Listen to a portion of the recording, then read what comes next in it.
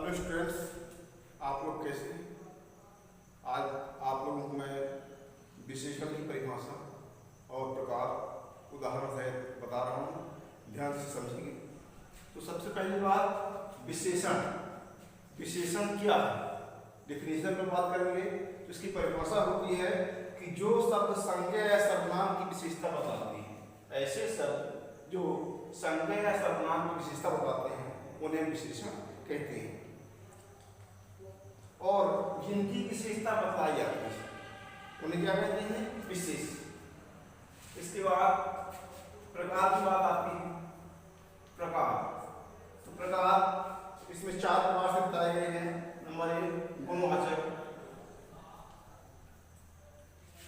गुणवाचक विशेषण। दूसरा है संख्यावाचक, संख्यावाचक विशेषण। तीसरा है परिणाम वाचक और चौथा है सार्वनामिक विशेषण। सार्वनामिक विशेषण, ठीक है ना? तो विशेषण के प्रकारों में गुणवाचक विशेषण, संख्यावाचक विशेषण, परिणामवाचक विशेषण और सार्वनामिक विशेषण। इसके बारे में मैं परिभाषा आपको बता दूं।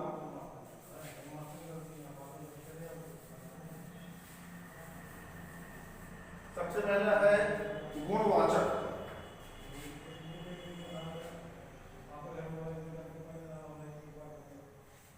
विशेषण। गुणवाचक विशेषण, गुणवाचक विशेषण की परिभाषा हम कह सकते हैं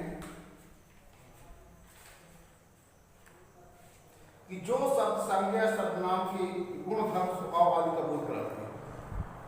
जो शब्द क्या कह सकते हैं? जो शब्द संज्ञा सर्वनाम के गुण धर्म स्वभाव आदि का बोध कराते हैं उन्हें गुणवाचक विशेषण कहते हैं। इसके अंतर्गत ऐसी कुछ चीजें आती हैं जैसे मान लीजिए अच्छा पुराना झूठा सफेद। जैसे अच्छा पुराना झूठा और सफेद। एक बार परिभाषा कौन सुना रहा हूं, सुनेंगे आप लोग ध्यान से। इसकी परिभाषा है कि जो शब्द संज्ञा सर्वनाम के गुण धर्म स्वभाव आदि का बोध कराते हैं उन्हें गुणवाचक विशेषण कहते हैं। उदाहरण के रूप में अच्छा बुरा झूठा इस प्रकार ले सकते हैं। और कुछ इसको समझने की 4 टिप्स और गुणवाचक विशेषण को समझने की 4 टिप्स मेरे पास और हैं। जैसे नंबर 1 देखिए गुणबोधक।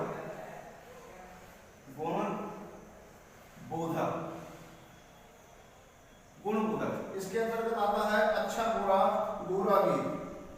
जैसे अच्छा बुरा बुरा भी कायर क्रोधी। इसमें इसके किसी व्यक्ति के इसमें गुण बताए जा रहे हैं। अच्छा बुरा बुरा वीर कायर क्रोधी, ये गुणवाचक श्रेणी में आते हैं। इसी में दूसरा है रंग बोधक। क्या है?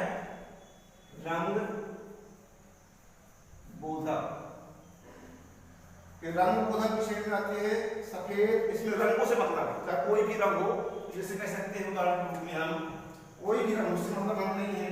जैसे सफेद, काला, नीला, हरा, नारंगी, पीला इत्यादि। मेरा कहने का तात्पर्य यह है, इसमें कोई भी रंग हो, दुनिया के कोई भी रंग हो, तो ये रंग बोधक की श्रेणी में आएंगे। इसके बाद तीसरा है आकार बोधक।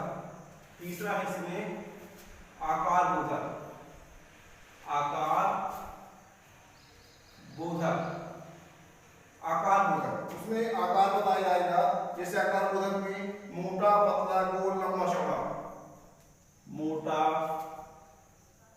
पतला, मोटा, पतला, गोल, लंबा, लंबा और चौड़ा। इसमें लिखा भी देखिए कि आकार बोधक, यानी व्यक्ति का आकार, तो मोटा है, पतला है, दुबला है, गोल है, लंबा है, चौड़ा, कैसा।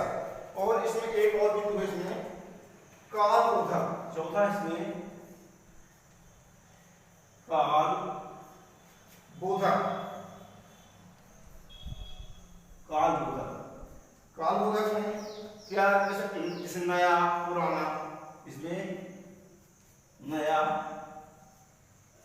पुराना। यदि आपको यदि गुणवाचक विशेषण को समझना और आपने इसकी परिभाषा और इस चार बिंदुओं आपने समझ लिया, तो मैं समझता हूँ कि इसमें कोई परेशानी नहीं होगी। जैसे गुणबोधक में है अच्छा, बुरा, गोरा, वीर, कायर, क्रोधी। इसमें किसी व्यक्ति या वस्तु की गुणवत्ता बताई जा रही है। दूसरा है रंगबोधक, इसमें किसी व्यक्ति वस्तु का रंग बताया जा रहा है, जैसे सफेद, काला, नीला, हरा, नारंगी, पीला और इत्यादि।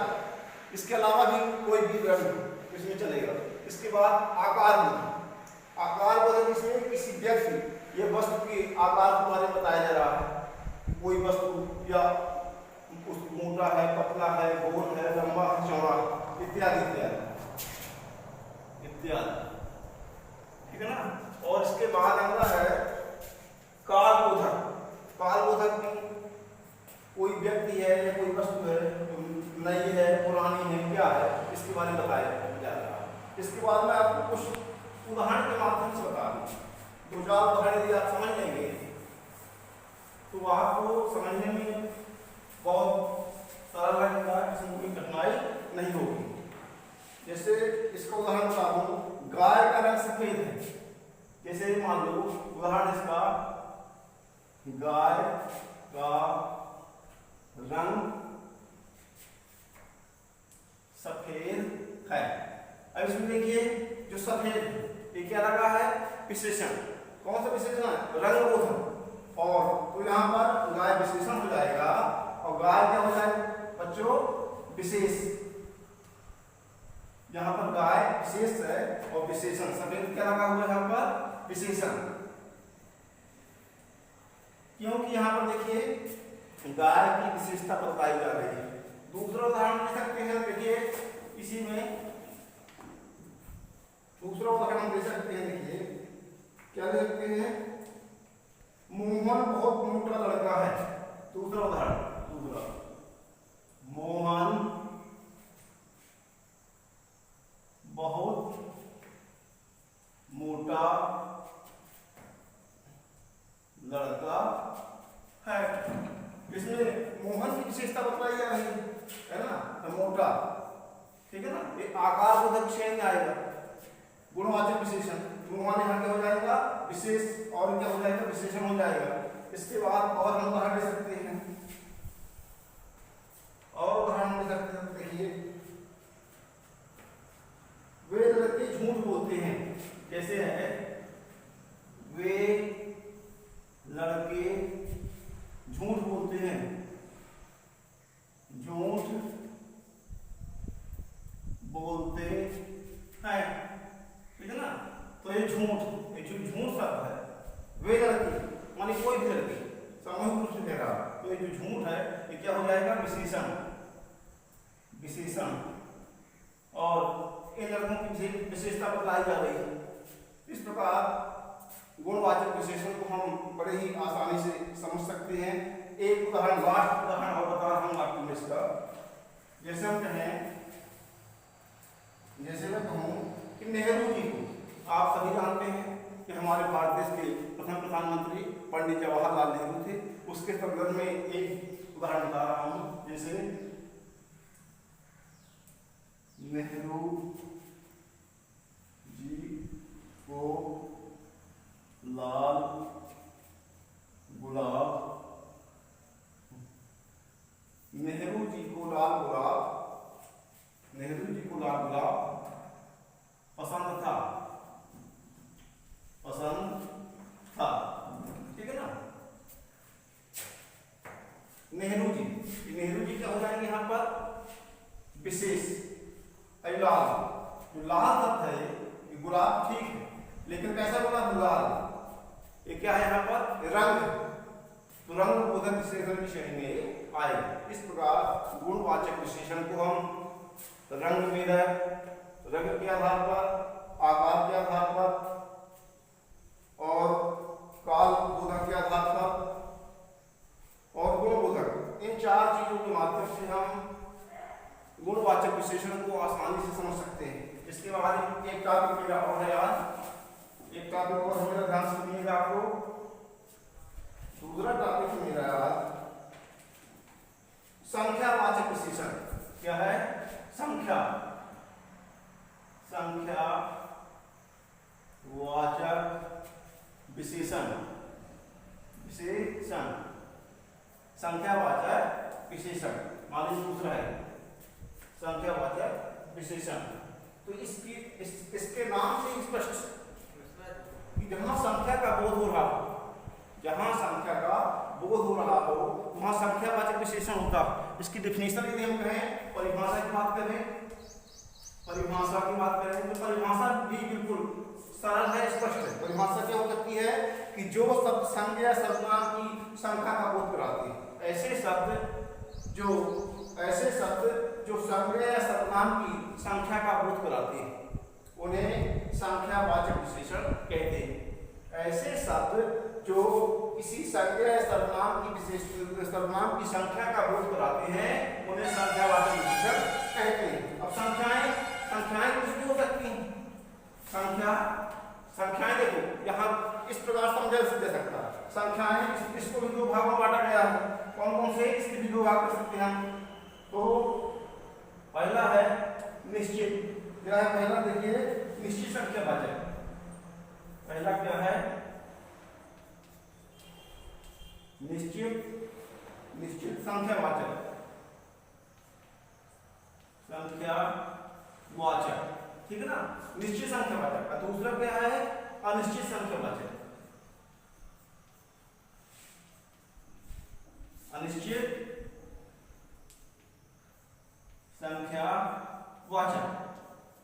यदि आपने संख्यावाचक के ये दोनों भेदों को आपने समझ लिया तो मैं समझता हूं भविष्य में आपको संख्यावाचक विशेषण को समझने में कोई परेशानी या बाधा नहीं होगी। अब देखिए निश्चित संख्यावाचक। अब निश्चित संख्यावाचक के अंतर्गत जो संख्या निश्चित हो, जो संख्या निश्चित हो, जैसे मान लीजिए उदाहरण के तौर पर 10 किताब, 10 किताब, 4 मिनट और 10वां भाग,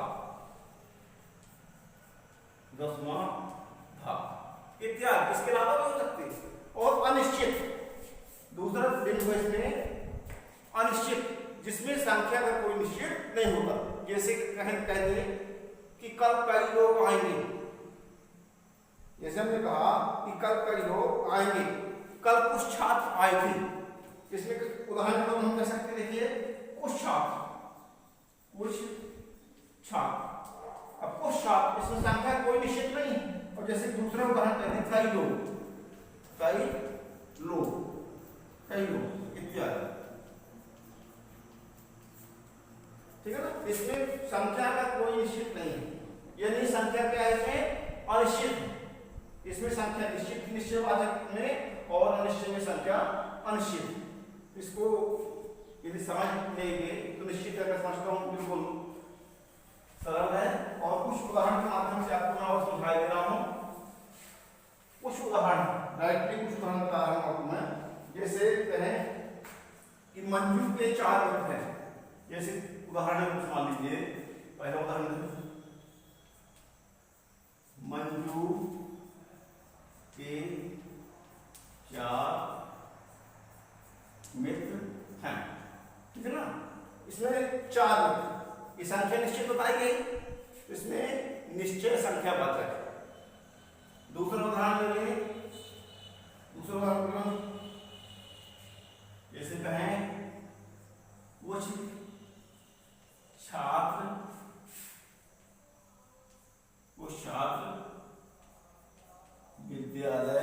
छात्र विद्यालय नहीं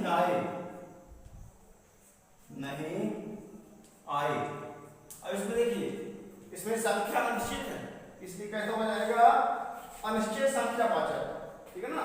जब उसको हम अलग से पढ़ेंगे प्रकारों में, बाकी आपको सीधी संख्या वाचक कहना, मैं समझाने के लिए बता दिया क्योंकि संख्या निश्चित है तो निश्चित संख्या वाचक श्रेणी में आएगा, और इसमें संख्या निश्चित नहीं अनिश्चय तो अनिश्चित की श्रेणी में आएगा। एक आध उदाहरण और बता रहा हूं मैं, जैसे कई लोग वहां पर हैं, जैसे कई लोग वहां पर हैं, कई लोग वहां पर हैं। अब यहाँ फिर भी यहाँ अनिश्चित, लेकिन है तो संख्या ही, चाहे निश्चित हो चाहे अनिश्चित, यहाँ पर बात काहे चल रही है संख्या की, इसलिए क्या है संख्यावाचक विशेषण है।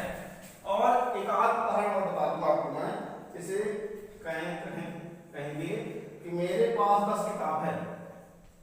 क्या है? मेरे पास